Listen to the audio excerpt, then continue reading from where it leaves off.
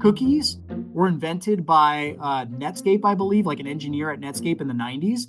And they were not invented for advertising purposes, right? They were invented to be able to like create this notion of memory on the browser, right? Because Right. memory on the browser can really enhance a user's experience. Very simple example. I go to walmart.com. I'm logging in because I want to buy some products. I don't want to have to enter my username and password every time. I want Walmart to remember me, right? And so that's what the cookie does, right? Right. If you don't have a cookie, Walmart can't really remember you. And so that's why cookies were invented. And then the advertising industry comes along and repurposes the cookie for cross-site data collection, tracking, targeting, measurement, all these things that were not intended. So yes, this is a problem we've created, and now we've got to get our way out of it. Welcome to What Gets Measured, a NinjaCat podcast about marketing, performance management, metrics, and effectiveness. Because what gets measured gets managed. I'm your host, Jake Sanders. Shiv Gupta is founder of U of Digital, which provides education to the advertising and digital marketing industry through e-learning, live workshops, and a variety of touch points.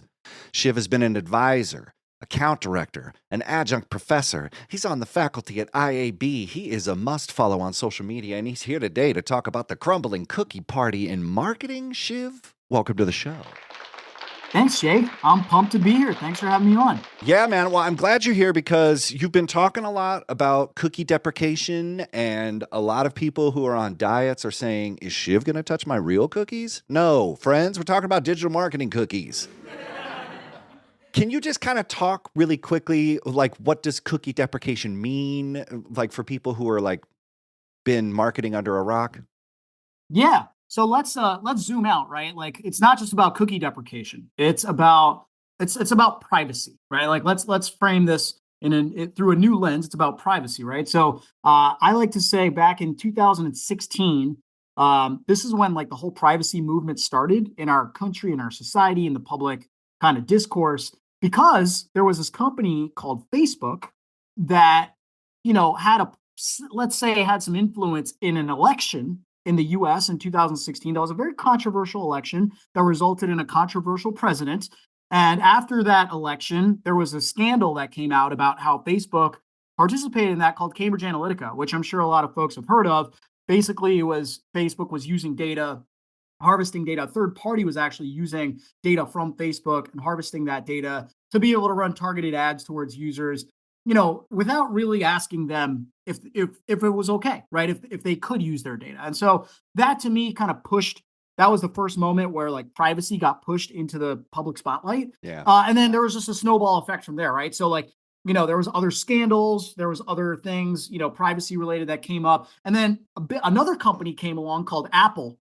And the CEO of Apple, Tim Cook, looked at what was going on with Facebook and Mark Zuckerberg, and he was like, wait, this is a vulnerability for those guys. I'm going to make it my company's strategy to be the privacy company, right? And so Apple, in my opinion, kind of accelerated our like interest in privacy and our desire for our data to be more private.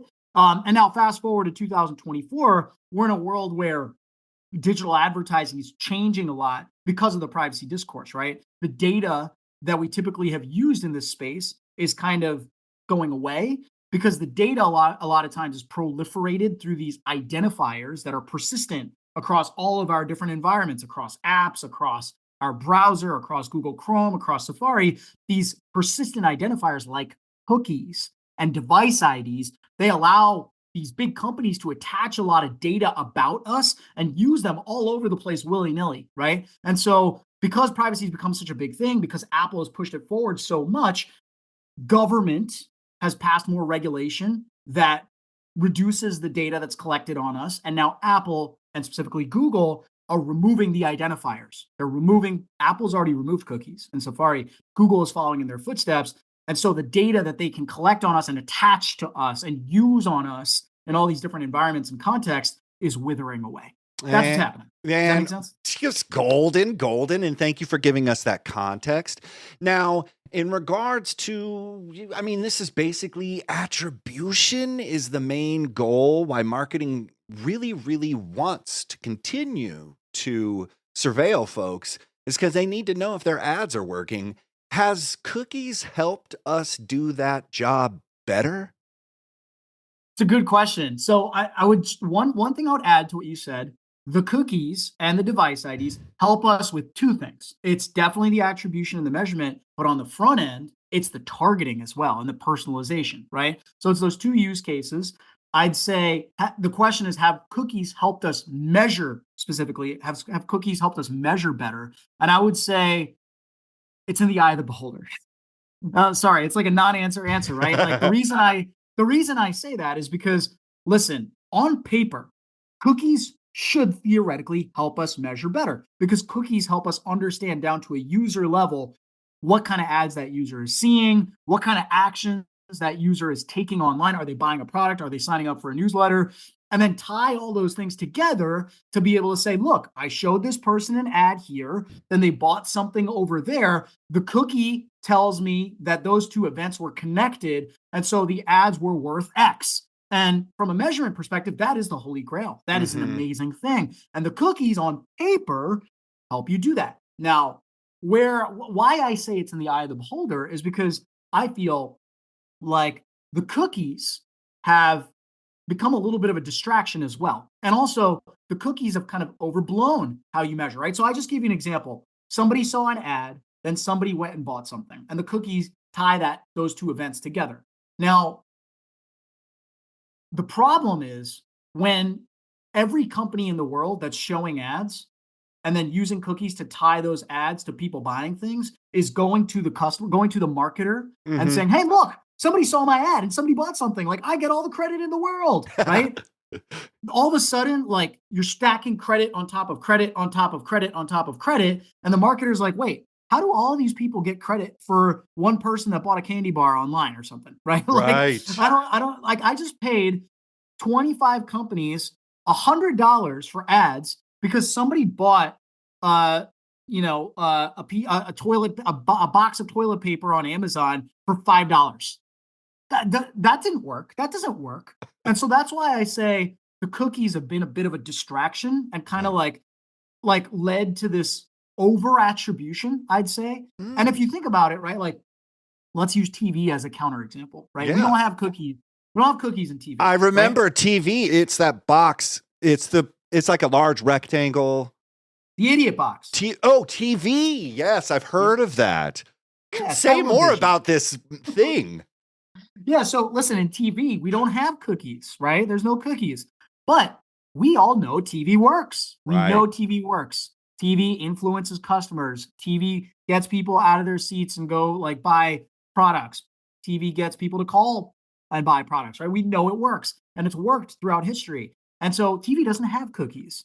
And also, TV doesn't have this misattribution problem as well because marketers are forced to be way more big picture, way more strategic about their measurement as opposed to super tactical and looking at all the little cookies, you know? And so it's just, that's why I say it's in the eye of the beholder a little bit of like, does removing the cookies actually help or hurt measurement? I think there's a very good argument to be made that big picture, it actually may help, right? Because it may help refocus the marketers on the big picture and on the strategic aspects of measurement. Right. And I think what kind of you're plucking a string that makes me think this is not direct response.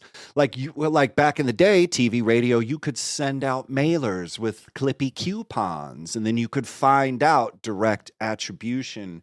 But really what the problem is cookies is spreading the attribution around to the point where you can't quite understand where it came from. And boy, did we create this problem that we're now trying to unproblemize?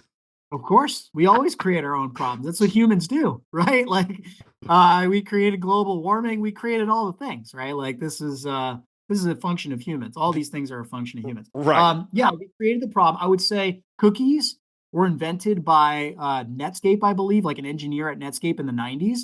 And they were not invented for advertising purposes, right? They were invented to be able to like create this notion of memory on the browser, right? Because memory on the browser can really enhance a user's experience. Very simple example. I go to walmart.com. I'm logging in because I want to buy some products. I don't want to have to enter my username and password every time. I want Walmart to remember me, right? And so that's what the cookie does, right? If you don't have a cookie, Walmart can't really remember you. And so that's why cookies were invented. And then the advertising industry comes along and repurposes the cookie for cross-site data collection, tracking, targeting, measurement, all these things that were not intended. So yes, this is a problem we've created, and now we've got to get our way out of it. And so what I mean, like, what are you thinking? Like, okay, so third party cookies are going away. Everybody's talking about first party. I heard somebody talk about zero party. I'm just like, I won't go to that party. But it's a term that we need to understand. I mean, like, what are the alternatives to third party cookies? I mean, is tracking user behavior like the thing? Like, should we go broader with TV? I'm sorry, that's a compound question. You're good. Well, so I think there's a lot of alternatives, right? And like I think what the privacy movement is trying to solve for is like you shouldn't be able to collect tons and tons and tons of data about users in a cross-site kind of context and use that for like broader purposes because that's invasive. And especially like if you can reverse engineer who somebody is, right? You can reverse Mhm. engineer using some of this like anonymized data, quote unquote. You can reverse engineer people's actual identity, right? Like their name, their address, their phone number. That's not cool, right? Like Mhm. that's where we get into trouble, right? So the idea is, if you can collect all this data, you can reverse engineer people's identity. We want to stay away from that. So what are the alternatives to that, right? What are like more privacy friendly alternatives where maybe we can solve advertiser problems? We can help publishers make more money through open web advertising, while we can also protect people's privacy. There's no perfect answer, right? We're trying to thread a needle, but I think like some solutions that have been put out into the world are like, Google and Apple are pushing very much towards cohort level understanding of users. So it's like, hey, if let's say I'm serving a targeted ad, well, I can maybe understand like what kind of buckets that user fits in that moment, but I can't really like understand that specific user's journey, right? I don't know they saw this ad, then they went to this website, then they clicked here, then they bought this item, and now I'm going to serve them a very targeted ad. Maybe all I know about that user in that moment is they're a sports enthusiast, or like, and it's like, okay, well, that's a little bit harder. That piece of information in a vacuum, it's a little bit harder to reverse engineer someone's like personal information just based on the fact that, oh, maybe they're a sports enthusiast, right? So, yep, go ahead. No, it's just kind of getting me confused because we marketers are obsessed with demographics and Mhm. very distinct demographics because Gen Z don't play like Gen A, don't play like Gen X, don't play like Gen Y. So you have to understand they're not only sports enthusiasts, they used to listen to The Cure, or they love Mac Miller, or these people only exist in the TikTok. And you're saying, there's 50-year-olds who are acting like teenagers. There's teenagers that are really acting like retired old women. Like, I think we're obsessed with this fact that we want to know every possible thing so we can really drill in but that might not be how it is. So it's like this obsession, Yeah. maybe over attribution in demographic characteristics is another thing that might be compelling us away from this and thinking like, no, no, no, I need to know it's a 40-year-old guy, but he loves cartoons or those things. And I need to know that. But do you? I mean, Do because you? back in the Yeah. day when you were buying publishing, things with like Condé Nast or something, you would find yachts, put your watch ad in the yacht magazine. No Totally. more thinking. Rather than being obsessed with this individual billionaire and their personalities, you would just Yeah. put the ad there. It feels like we're going I back. think you're right. I think you're right. Right. So I said cohort level understanding is valuable. But that's still to your point, right? That's still trying to understand the person. Another alternative to all this is like, let's go back. Let's do it the way we used to do it. That was working pretty damn well, right? So why don't we just focus again on context? What is the context of the advertisement? Is it in, the yacht magazine? Is it on the gaming site? Is it in the utility app?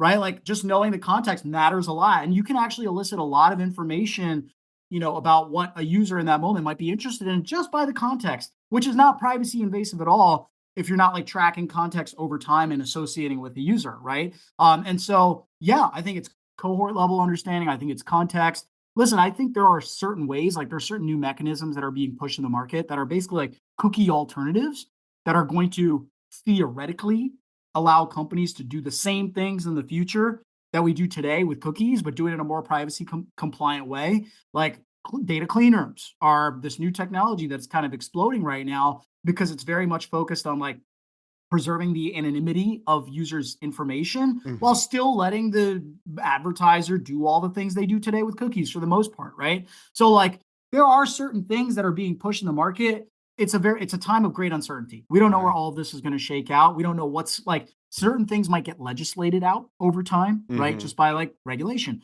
Certain things Google and Apple might say like, okay, cool, you came up with a little mousetrap called data clean rooms or using email address and hashing it. We don't care. Like we're Apple, we don't care. We're clamping down on that, right? So it's a great like my big thing that I'm always talking about in the space as it pertains to identity and privacy is we're in a great moment of uncertainty. We don't know what's going to work in the future. We don't know what's going to stick because the two forces, government and the big tech platforms, they're still kind of their philosophies and what they're going to do around this topic. It's still evolving. Right. And then, so talk about this first party data. If people have heretofore been using cookies and been doing all this third party stuff, stitching together attribution maps, maybe over, attributing things. What is this first party thing? How do you get the first party thing? Yeah. What's going on with first party? Yeah. So I mentioned this earlier. I want to explain this a little bit better. The big kind of pushback from the privacy community about online tracking is about tracking data and attaching it to users across websites and across apps, right? So I'll give you an example. I go to walmart.com, right? I shop for a bunch of things. Walmart attaches a bunch of information about what I looked at, what I clicked on, what I bought to a cookie. Okay. Now I go to another website to read an article.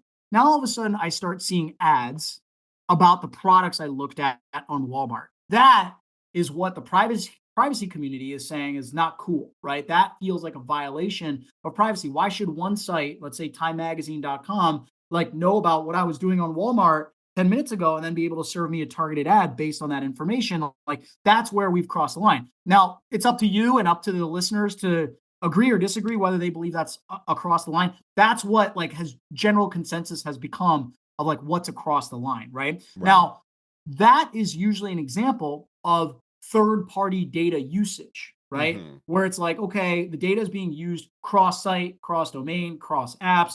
There is maybe three parties involved, right? So this is where the third party comes into play, three parties. So there's the original kind of collector of the data, that would be Walmart. Let's say then they sell that data to an intermediary, a data broker, let's call it. And then that data broker goes and sells that data to Time Magazine. And then Time Magazine's running targeted ads for a bunch of advertisers. There's multiple parties involved there, three or more, right? That is an example of third-party data. That's where it feels like we have crossed the line. So third-party data is going away because of those two forces. Regulation, right, is kind of requiring that people get consent if their data is going to be used in these ways. If that consent's not given, then you can't. And then Apple and Google are basically taking a much more heavy-handed approach and saying, well, we're going to just eliminate the identifiers that the data gets anchored to. And those identifiers are cookies and device Mm-hmm. IDs, right? Mm-hmm. And so those two big forces, big tech, Apple and Google, and regulation are basically like taking the third party data away. What they're not taking away is the first party data, right? So let me explain what first party data is really quick. Let's say Walmart collects all that data about what you were doing on the website. You bought toilet paper, you clicked here, you bought this thing, et cetera, et cetera. Then let's say Walmart uses that data that they collected about me when I was shopping on Walmart's site, and then they send me, let's say, an email 3 days later, and they say, "Hey, you were looking at these four products. You put some of them in your cart a few days ago, and you didn't buy. Do you want to buy them now? Here's a shopping or like a free shipping discount code." And I'm like, okay, cool. Well, Walmart knows what I did on their website. Like Walmart sending me some upsell opportunities. Like, okay, maybe I'm cool. That's first party data. That's one party collected the data on their consumer, Mm-hmm. right? They had to get consent to collect the data, by the way. The consent also applies in that situation. But they collected the data and then they used that data for their own purposes. They didn't sell it to somebody else. They didn't let some other party come in and target against that data. They used it for their own purposes, right? So That yeah. that is first-party data, and that is not going away. First-party cookies are not going away. What's the difference between first-party and third-party cookies? Third-party cookies are cookies that can be read cross-domain, cross-site. First-party cookies are only cookies that can be read by the domain that they were dropped from, right? So Walmart drops a first-party cookie on me to remember my password. Walmart can read it later on. Nobody else can. That's a first-party cookie. First-party cookies aren't going anywhere. So the real story here for the brand is to get that consent. Well, because I was just thinking consent. Boy, do I accept all cookies and I don't even care. I'm clicking that button to just get the thing away. And I'm pretty sure everybody else is like that. Or unless you're like, I rejected them one time and there was no difference. I didn't know. I was just like, I think a lot of people are just like, yeah, cookies, just get rid of them. Just fine. I don't care. Yeah. What you're saying is first party. Brands need to maybe create mechanisms. Is this a content marketing play wherein which they can get customers' information and then keep them in that first cookie party house? And Exactly. that's how your infrastructure has to change, or like what's the thought here? Like the third party cookies going away. What's this first party cookie infrastructure look like? Yeah, it's a great question, right? So in the past, brands, marketers they've collected a lot of first party data. They've used the first party data and they've done that effectively. Sure, right? But they've also used a lot of third party data to fill their funnel, to target across the web, to measure, blah, blah, blah, blah, blah. So now as a third party cookie is going away, which, that's the third party cookie is the proliferator of third party data, right? So I want to make that distinction. There's identifiers, which are like cookies and device IDs. Then there's the actual data that gets attached to the identifier and allows that mechanism to carry the data everywhere, right? So third-party cookies are going away, so they're not going to be able to carry the data, right? That's a really important distinction. So as the third-party cookie goes away, you're not going to be able to utilize third-party data nearly as much anymore in the future, right? Because it won't be able to be proliferated. So brands have to be way smarter about collecting more first-party data. So like if I'm a brand, right? Let's say I'm Hershey's. In the past, I never really collected a lot of data, right? Where do you give Hershey's data to? You go to a store, you buy a chocolate bar, that's it. You eat the chocolate bar. That's it. That's your interaction with Hershey's. But now you'll start seeing like, you can go to Hershey's.com and they create these experiences where they're like, drop in your email address and then we'll like start sending you cool stuff, Like companies, especially CPG brands are like thinking way more. I need more of this first party data. I need more of a consumer relationship and get more of that first party data so then I can use that data to build out my funnel, to nurture that lead, to grow my relationship with that customer, to grow how much, I can sell to them over time. And so marketers are doing more in terms of like putting up registration sites, like collecting email addresses. You probably see this a lot more when you're reading articles across the web. Publishers want to gate their content a lot more because they want that first party data for a bunch of different reasons. And so number one is you need to collect more of that first party data, create more of a relationship with your consumer. Number two is you need more infrastructure to be able to juice value out of that first party data, right? So that's why first party data technology is really blowing up right now, right? Like CDPs, customer data platforms, are way more popular than they were 5-10 years ago. Clean rooms are exploding because the whole idea of clean rooms is matching multiple first-party data sets to each other, right? To be able to then activate and measure and do all the things that we do. And so marketers need to collect more data. They need to get smarter about organizing their data effectively. They need to figure out how to store their data, right? That's why cloud is becoming a huge thing right now, is because you got a lot more data. You got to store it somewhere. You got to organize it. And then you need to find the platforms and the tools that will help you juice value, right? Squeeze that first-party data for as much value as you can. So that's kind of how marketers are starting to think about like, okay, well, third-party data is going away, cookies are going away. I need a much stronger, sound first-party data strategy. Huge. You gotta work that. And synthetic. Okay, here's what I'm saying. We got to talk about AI. Synthetic market research. In the past, you were talking about third parties to build out their funnel, try and find more prospects. What is AI going to come in here and help us like replicate what was third-party information or synthetic kind of like segmentation strategy stuff? What's your thought about AI in this world? Yeah, I think it's important. I mean, like, listen, I don't think the type of AI that will be used to fill the gaps is like new. Honestly, like, so the AI that's quote unquote new is LLMs, right? Like, I Right. talk to a thing and the thing spits out like an essay for me or whatever, right?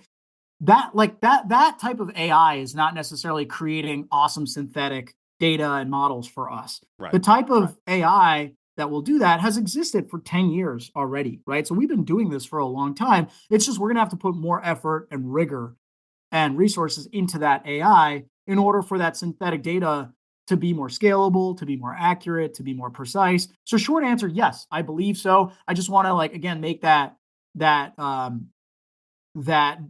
want to make that clear that it's not like the new way. Like just because ChatGPT came along a year ago doesn't mean all of a sudden like the synthetic data that we use in our ecosystem is like, oh, now we're in a much better place. Like, no, we've been doing this for a while. We just have to put more rigor and effort into like modeling and extrapolation and things like that in order to do what we do. And also do all that like heady stuff, but then actually, I don't know, pick up a phone and talk to your consumers. I don't know. It's just like I don't know. It's like did I jump too far ahead by like actually? How about you try and have a conversation with your customers? How about you try and figure it out with your intelligence, and then use that intelligence to leverage whatever technology you want, kids. Um, I mean, don't you think that this maybe the cookie deprecation gets us back to connecting with one another? Well, that's the glass half full is like, oh, cookie deprecation is going to help us focus on good marketing and on consumer relationships. And Right. but like the cynical part of it is like, no, we're going to go deeper into like the rabbit hole of modeling and Right. AI and That's like what I'm yeah.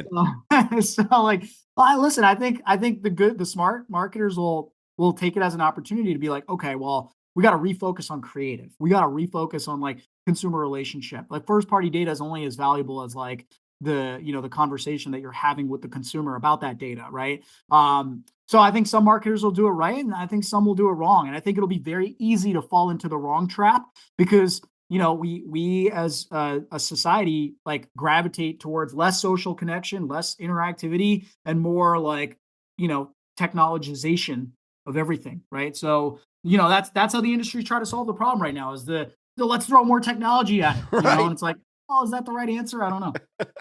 Well, I think it's brilliant. And one of the things that is constantly inspiring about you is your need to understand the problems. Then you develop a take and then you share that take, but then you also always leave the door open for training, upskilling, knowledge. That's the stuff that you at U of Digital do is training people on all of this complexity, reducing it, making it understandable for your organization. I just think if anybody could take anything away from this, just follow Shiv. And then if you need to start upskilling your staff on all of these things that are coming at us at lightning speed, hook it up with Shiv, follow him, look up U of Digital. And if people want to learn more about you and connect with you online, Shiv, how can they do that? Yeah, follow me on social. I tweet things all the time. I X things all the time Oh, he because X's. I X all the time. Yeah, I it's a huge waste of time, but I do have fun with it. So follow me on social media. But yeah, connect with me on LinkedIn. Drop me a DM. Send me an email. My email is shiv@uof.digital. I'd love to talk to you. So yeah, just reach out. Cheese or chocolate? Are you ready? I am ready. Cheese or chocolate? Cheese. Okay. Biggie or Biz Marquee? Oh, see, I'm not a hip hop guy, so I'm gonna go Biz Marquee because I just love that song. It's I the love the song. best. The best You song. It you just got makes me think of Always Sunny in Philadelphia. I just love it. oh so great. Slash or Angus Young? Ooh, Flash. Always that hair. Leftovers or right in the trash?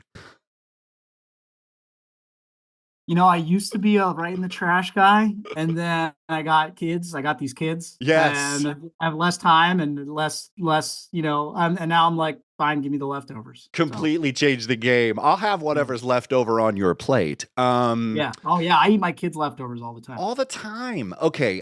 Dogs or cats? Cats.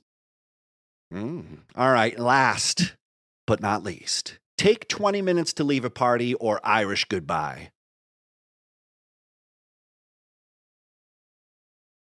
I'm a 20-minute guy.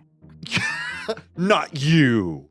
No. I'm a 20-minute guy. I mean, I'll do a good Irish goodbye if I need to, and I don't feel bad about it. But like, I'll get it done. But I like to linger. I like to say bye to folks. I'm a 20-minute guy.